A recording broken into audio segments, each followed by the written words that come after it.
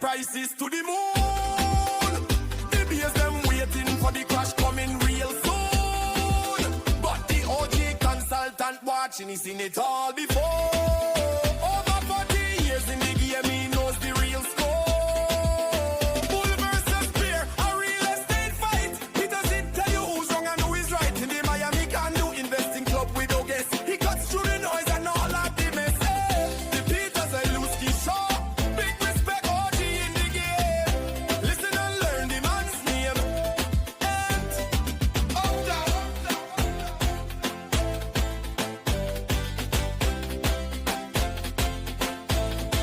Peter Zalewski Show. Happy Wednesday, Miami. This is the Peter Zalewski Show. I'm Peter Zalewski. I'm a condo consultant, I'm also the founder of the Miami Condo Investing Club. It's 4 o'clock South Florida time on Wednesday, and what does that mean? That means I'm going to have a conversation with somebody who's influential, powerful, and is going to offer some great insight as to what's going on in various components and aspects of the South Florida economy as well as the real estate market. We're fortunate enough this week to have a commissioner from the city of North Bay Village. He's also a mover and shaker when it comes to the real estate market. It's no one else but Andy Daro. Andy works over at Compass. He's got a team of 20 agents called the Daro Team. You can find him at daroteam.com. That's DAROTEAM.com if you're listening and you're not watching the video. So Andy and I are going to spend about an hour. We're going to talk about A, what is he doing? B, what's going on with the government aspect because he is a commissioner. We're also going to talk about the history of North Bay Village. Many of you probably don't really know the history, and it's really sort of an interesting history. And then near the last half of the podcast, we're going to get into what's going on in the market in North Bay Village. North Bay Village has always been one of these markets that's up and coming. A lot of people take shots at it. They think that this is going to be the next big boom. This is going to be the run. And we're going to ask Andy whether or not it's happening, and if so, how late are they, and can they still get into the market in terms of investors? So all that being said, what's going on, Andy? How are you? Happy Wednesday. Peter, my man. Thank you so much. Good to be back here on the show with you. Thank you so much. Great introduction. I feel honored to be back here and happy to talk with you about North Bay Village and all the things happening here and what we're seeing in the market, in Miami, Dade County in general. Andy, I am, so in my mind, there's 2 seasons in Florida. You got summer, which is slower in terms of visitors, as well as wet. It's wet, it's summer. And then you have winter, which is busier, and everybody's coming into town, and it's dry. And the way that I break it down is I look at November 1st through the end of April as the winter buying season. And then I look at the summer buying season, effectively being May through October. We're recording this near the end of October. And what I like to say is typically people will come down during the winter buying season. They'll kick the tires, they'll look around while they're going to events, while they're enjoying the carnival-like atmosphere, while they're just taking it all in, the beautiful weather. And then typically they end up closing afterwards, sometimes afterwards. So generally speaking, you come down in November, you kick the tires, you love it. Maybe you come back in January because the weather sucks up north. And you find a place, you think like you're going to buy a second home, ultimately it'll become a permanent home, and you're probably going to close about, in my opinion, probably start closing in April, May, June, July, things like that. So that's the way I kind of see the cycle working. Winter, which is you look and shop, kick the tires, and then summer buying season, which are actually starting to transact. Any response to that? Any feedback? Am I crazy? Am I getting it right? No, I think, how do you look at the season? Yeah, that's right. We're definitely coming into peak season right now. Everybody wants to come down here when the winter months turn in New York and places where it's cold. I myself am a full-time transplant. But I think what we're seeing in Miami, which I've been saying since COVID, is we are seeing a lot more, it's historically exactly what you're saying is, Miami gets a lot of snowbirds, it's dead in the summer, and then it turns really busy. I'm starting to see this as, people are here all year round. Miami is a mega metropolitan city, if top 3, in the United States right now. So it's not seasonal, business can happen here all year round. Definitely our numbers increase. I'm sure restaurants are busier. There's more people in the streets come December, January, February, and those typically are the best months for realtors to be present. But we're not taking summers off. We're not taking summers off. Yeah. So Andy, I gave just kind of a real brief overview, kind of about you, your story. You lived when you first came down here from New York. You lived over in the Brooklyn area. You lived in South Beach, and ultimately you end up in North Bay Village. And then before you know it, you get elected. You're sitting on the commission for the city of North Bay Village. So I guess a couple questions for you there. A, can you fill us in about what goes on? And B, what happens when you go to the grocery store or a restaurant? Do you have some of your constituents asking you questions and demanding this or applauding you for that? Can you kind of walk us through the aspects of being an elected official in South Florida? Yeah, we are a small community. North Bay Village is an island community. For those who don't know it, between Miami and Miami Beach, we're about 9,000 residents. A lot of them are very engaged in our community, so we do know our neighbors.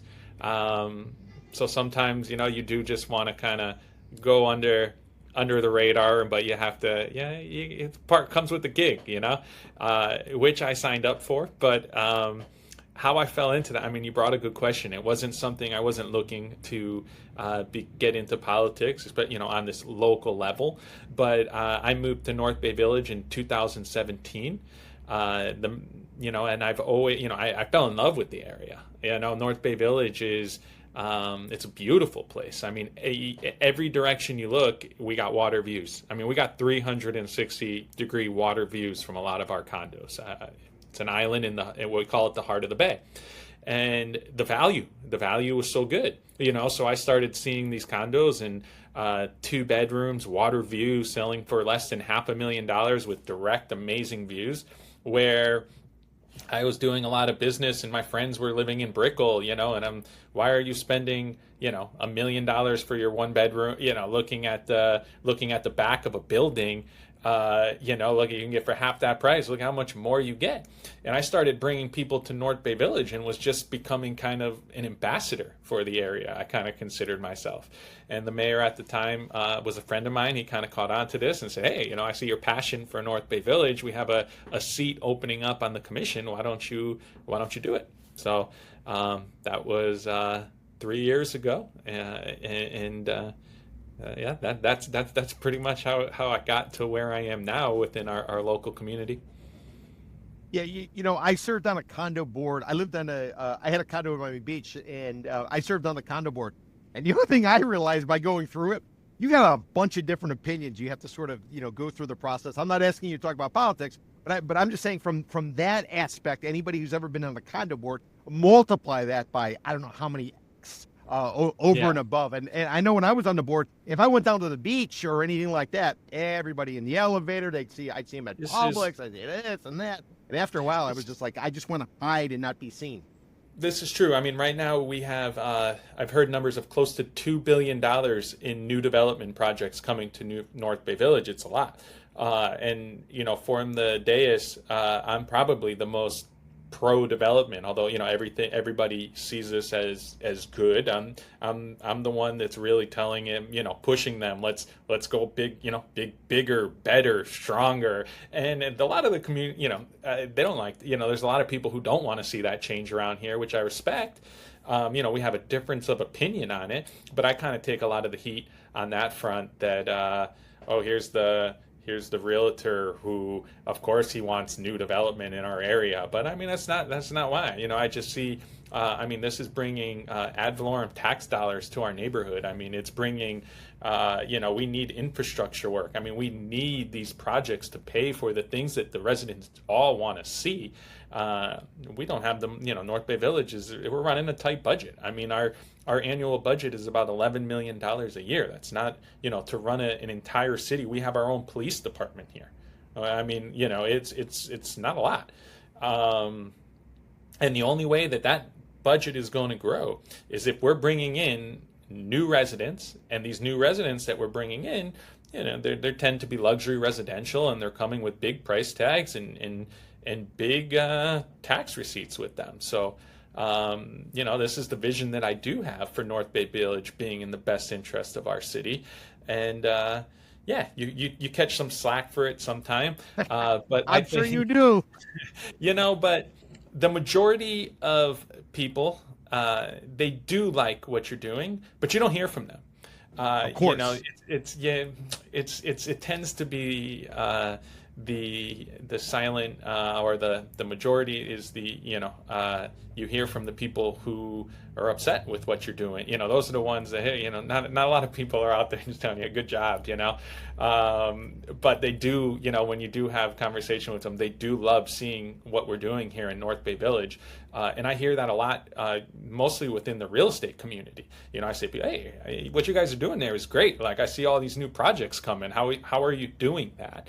And I'd like to take some credit for that, but it's really not. I mean, North Bay Village, like they said, was a hidden gem. All of a sudden it was found, you know, it's in the heart of the Bay. I mean, you know, I saw it 6-7 years ago. A lot of people saw it here, but the developers took a little while to get here. We haven't had new construction here since 2008. You know, so it's been 15, 20 years since we've seen a new condo development. Right now in our pipeline, we have Continuum building. We have Pagani Residences building. We have Related just approved 2 projects. We have Shoma Bay Residences. We have a group, Prosper Group and MG are building here. We have the Anson family under the Sunbeam channel who has 12 acres of waterfront land. We have a project called Tula Residences. We have AFA, which is the Argentine Football Association, which is building a soccer academy in ours, which is kind of cool. That's a little bit different from the new development. In the North Bay Village as well, we're actually building our own, our first own community center and town hall, which will have a fire station on it. You know, and these buildings that we're building that the community wants to see, they're all done from development dollars and development deals that we've struck along the way to pay for our buildings. So we're building our, you know, we're doing the construction ourselves, and you know, we're building as well. And Andy, give the audience an idea roughly how many projects and or buildings, and then roughly how many units are somewhere in the pipeline, whether they're an application's been submitted and or they've already broken ground and they're going vertical, and you got guys swinging hammers. We have 4 condo developments that are currently in pre-sales. So you could buy Pagani, Continuum, Tula Residences, and Shoma Bay. Those projects are selling and approved. There's been a list of others that have been approved which haven't started sales yet. Related Group got 2 towers approved for over 400 residences. They have not started pre-sales yet. There's another project that was recently purchased by a group from New York called Alad that had pre-approvals and sold with its entitlements. You know, this is going to be another 190 units. In total, I don't have the specific number, but I do think that it is something about 2,000 to 3,000 new residences probably being built, which is a substantial number, especially when I mentioned to you before, you know, our population is only 9,000 residents. So, you know, I think with foreseeably in the next 5 years, we could be growing our population, you know, by 20, 30, 40% in some measure. You know, I could see 14,000 people. I've seen estimates up to this number we'll see in North Bay Village in the coming years. We typically ballpark it at 1.5 people per unit. It's just a rough estimate we use. What we also do is we go 0.5 dogs. So I hope you're putting in some green space. You do not want to be like around Brickell and Edgewater. When I go walking on my walking tours, I tell people do not walk on the sidewalk and do not walk in the grass. You need to walk in the street. Otherwise, you're going to feel like a water buffalo in Cambodia with all these hidden landmines that you weren't expecting. You're right, Peter. I got something even better for you, and I'm so happy you brought that up, because the number one thing that I am most passionate about here in North Bay Village, besides our new development, is a project we have called the Island Walk. What the Island Walk is, all these new developments that are coming in, we have a 25-foot easement on the back of the building, which is public access. And when you think of like what Miami Beach has done along Collins Avenue, or the perfect example Brickell Key has a continuous wrap around. We're building something similar like this in North Bay Village, which is a complete game changer. You know, it's going to be about 2 miles of continuous waterfront paths, which is going to, I mean, it gives the bay back to everybody. You know, everybody can share the bay. Hopefully people pick up after themselves. That is one of the number one complaints with their pets. So I get it. we make it so easy for people too. It's like you put the dog bags there. You got to use them. Like, yeah, that I don't have a solution for other than, pray for humanity. Andy, talking about this bay walk. Is that something that was started by during the last cycle when you were talking about 2008 or so? Is that something like Lennar did when they did 360 or maybe the Cielo project? Because there were inklings of that where you could actually walk along the bay, but it wasn't continuous. It didn't go all the way around. So you're saying with the new development now, you're requiring new developers to go ahead and start to fill in the gaps so people are going to be able to walk around. Which island? Is it all islands? Only one island? Could you lay that out? we have 3 islands. However, one of the islands is only a single family gated neighborhood, North Bay Island. So the island walk won't be there, but it does go through Harbor Island, which is all of our condo buildings, our multifamily. And then it also goes through Treasure Island, which is a mixed use, which is the 79th Street Causeway, which on the north side you do have Benihana and a lot of our retail. And then on the south side, you have a single family. So it will go on the north side of the 79th Street. And exactly what you said is right, Peter.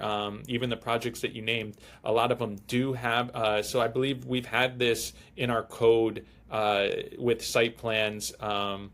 I think it was, these projects, like I mentioned, that you mentioned, were 2008. So the code was existing that there had to be a public access place.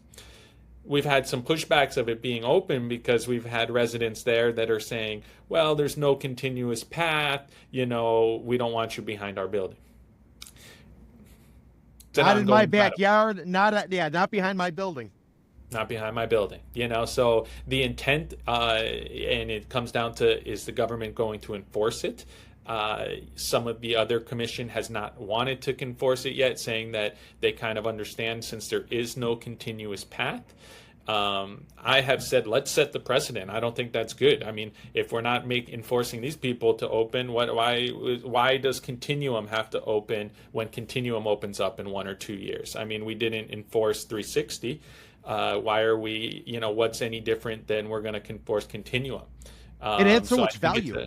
I mean, listen, they're working on the Mandarin over on Brickell Key. Anybody doesn't know Brickell Key? It's a man-made island right east of Brickell Avenue, which is primarily the financial center, the private sector of Miami. So they're knocking down the old Mandarin Oriental Hotel, and then they're replacing it with a condo. And as Andy mentioned, you can walk along the triangular shape of this man-made island where you have condos on one side, on the interior. Then the outside, you got the water. Whether you're looking at the Miami River, you're looking at the bay. And when they began the demolition of the Mandarin Oriental, they had to shut off the bridge and they had to shut off part of the path. And the Miami New Times wrote a story about the girlies of Brickell Key were upset because they didn't know where the hell to walk. So I'm telling you, once you put it in place, a lot of people sort of adopt it. There's something going on in the mainland called the Underline. It takes you from the Miami River all the way down to Dayland Mall. And, now that it's there, it's being populated, it's being used by a whole variety of people. So I would just offer my opinion. It only adds value to the overall community. It puts the community on the map, and that is only good to help everybody's price appreciate. I'm glad you see it that way, and I do too. And I care about property values here. It's one of the things I care about the most. I want to see property growth, and we hear the adverse from people that are like, oh, this is going to hurt our property values. I mean, they don't see the vision that how much better of a community we are together as opposed to a bunch of individual owners. So there is power in the collective. It is coming. One thing that's nice is all the new developments that I've mentioned, they embrace the island walk. Not only are they welcoming it and not pushing back, they've actually used it as a sales tactic. If you go into their sales gallery, they're offering it as an amenity. It's a public space island walk amenity. And when you're having projects like Continuum, who is one of the most successful projects in Miami Beach, period, really embracing the island walk and leaning into it and showing residents that this is part of our project, it's kind of hard to see how some of the other community that is here doesn't get, we can't all get behind it. But again, it's somewhat similar to what I told you before. It's not, this is not the majority, but you have the loud minority who don't want to see change happen, who are the ones that, they come to the meetings, they speak up against it, and those are the ones that I catch the heat from. Oh, you can handle it. Come on. So, Yeah, I guess so so. Andy, I As want the long as you public to always, know. Yeah, yeah, I want the public to know. Anybody watching that you're not running for election, at least that I'm aware of, for re-election, anything like that, and you're not paying me, I'm and I'm not. not endorsing you, nothing like that. I'm just going to speak frankly about what you're talking about. You mentioned about the fact of new development. What I can tell you in the course of looking at statistics over the cycles is what happens is you had communities like Boca Raton, you had communities like Fort Lauderdale, you had communities that were anti-development, and then what happened? The Great Recession hit. And what a lot of people don't realize is your property taxes, and I'm talking real simple terms. You're the elected official. I'm the guy on the outside who just gets a yap. So in real simple terms, that property tax that you're paying, which is ballpark 2%, about a third's going to the school board, a third's going to the county, a third's going to the city. During the Great Recession, the city of Miami's credit rating was junk bond status. Why? Because we had a major bust on our hand. All the valuations came down. They looked at how much tax money was coming in. And lo and behold, the credit rating agencies up in Wall Street were like, this is high risk because you had sold condos at $600,000, and now they're trading for $200,000. That means going forward, you're going to have an issue with property tax. So what happened since the Great Recession, in my opinion, places like Boca Raton, places like Fort Lauderdale, they embraced this new development because it meant that they were going to bolster their tax base so they could do a whole variety of things. So I'm not affiliated with you. I'm not endorsing you. But what I'm saying is what you're saying is effectively truth, and you can back it with statistics over the cycle. So anybody who's pushing back on you about new development, I think they need to stop being a NIMBY, which is not in my backyard, or in your case, not in my back of my building, and become a YIMBY, which is yes, in my backyard, because everybody else will be able to enjoy it and embrace it and move forward.